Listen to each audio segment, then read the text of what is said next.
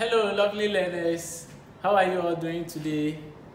It's yet another day and I'm coming your way from Princess Diana Memorial School, and on behalf of management I greet you once again and we continue to urge you to learn hard at home. Now today we are continuing with our virtual learning and I'm very happy we are starting with a new topic. I hope you'll be wondering how food normally gets to your table. Very good. Now we have our farmers who normally struggle to help us with food. And today we are looking at how they normally prepare these crops for us, or these food crops for us. So today we are talking about farming systems, or we are learning about farming systems. And at the end of this lesson, you should be able to explain the meaning of farming or agricultural system. Secondly, you should be able to discuss the various farming systems and note the differences among them. And finally, you should be able to state their advantages and disadvantages. I'm talking about the various farming systems, their advantages and disadvantages. So to move on, or to proceed, what is farming? Well, farming is a process or method of cultivating crops and also rearing of farm animals. Farming is a process or method of cultivating crops and also rearing of farm animals. That is farming. Now in Ghana, we have various systems which are used to produce food and also to raise farm animals. And therefore, we have what we call farming system or agricultural system. So farming system refers to all the different methods which are used to produce crops, animal products, such as eggs, meat, leather, and the rest. That is farming system or agricultural system. It refers to all the different methods which are used to produce crops and also animal products such as eggs, meat, leather, and the rest. So in Ghana, we have various farming systems. And we know we have different seasons and also different regions in our country, Ghana. And you know the type of crops also depends on a particular type of soil. And therefore, when farmers are practicing the various farming systems, they look at all these things, or they take into consideration the soil types and the weather as well. Now thank God this season we are in the rainy season, which is good for farming. So let's quickly look at the various farming systems in Ghana. One, we have what we call shifting cultivation. We also have mixed farming. We have mixed cropping. Another farming system is crop rotation. We have monocropping, we have pastoral farming, we have monoculture. So take note, we have monocropping and we have monoculture. We also have organic farming. We have land rotation system. We have extensive farming system. And we also have intensive farming system. So these are the various farming systems which we practice in Ghana by our farmers in order to get us food to eat and survive. Now let's look at a few farming systems here and see if we can treat them into details a little bit.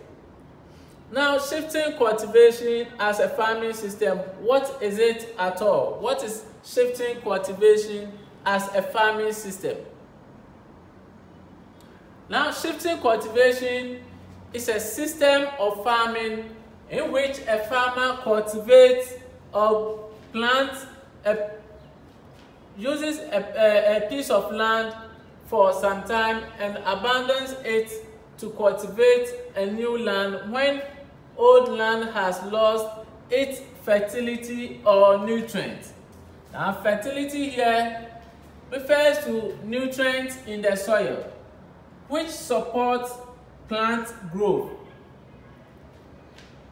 So a shifting cultivation as a farming system is a type of system in which a farmer cultivates a piece of land for some time and abandons it or leaves it to cultivate a new land when the old land has lost its fertility.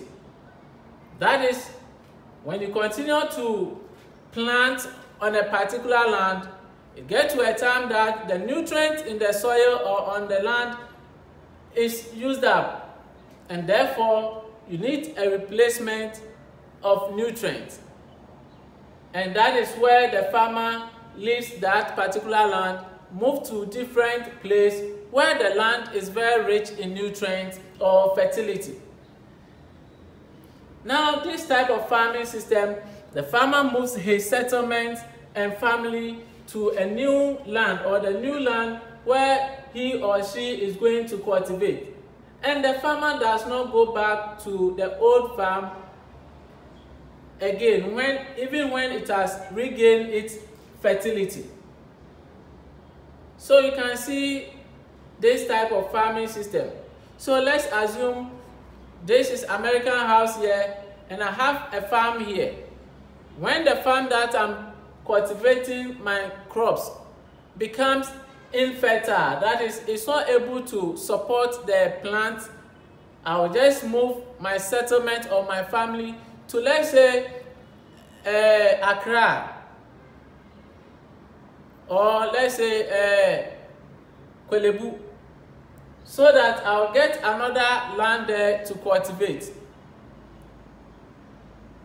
So in so doing, the land here becomes fertile after some years, let's say 2 or 3 years, the land becomes fertile because nobody is farming on it, and therefore the farm or the land becomes fertile. That is farming system, which is called shifting cultivation. So shifting cultivation is a system of farming in which a farmer cultivates a piece of land for some time and leaves it or abandons it to cultivate a new land when the old land has lost its fertility. Very good. Now let's look at the advantages or the merit of shifting cultivation. 1. The land becomes fertile during a fallow period. For the land to become fertile means that it becomes rich in nutrients, soil nutrients. Now, a fallow period is just a period in which the land is allowed to regain its soil fertility or nutrients. That is a fallow period. A period or a time in which a land is allowed to regain its soil nutrients. That is fallow period. So, shifting cultivation can allow a fallow period, or fallow period can be improved. Now, the second advantage is that simple farm implements or tools like hoes and cutlasses are used. This means that this farming system is under small-scale farming system. Small-scale farming system means that the farmer cultivates the crops to feed the family, just the family, and not to sell or to import it or to export it. The farmer doesn't export the product, the farm product or produce. That is a shifting cultivation. And 3, pests and diseases are controlled, because the size of the land is not all that big, or the farm is very small, and therefore the farmer can control pests and diseases. Let's look at the demerits or disadvantages of practicing this farming system. 1, land is not fully utilized or used. And 2, the system destroys virgin forest. Now, what is virgin forest? Virgin forest is a forest which has not been cultivated before. It means that the vegetation there is very good, old, like plant. We have big trees and other vegetation. That is a virgin forest, a forest that has never been cultivated before. Now this system destroys it. Why? Because moving from one place to another, it means that you are destroying the land or the forest. You go here, you go here, you go here. That is the system we are talking about. And therefore, if you have an area, or when the land is not enough in your area or your village, or let's say the region, you cannot practice this type of farming system. And as you can see in Accra here, you can never practice this system of farming because you don't have the land to do so. And that is it. Now the third disadvantage is that regular burning of the vegetation or the plants, okay, leads to soil erosion. So here soil erosion is encouraged, which is not good for the farmer or for our land.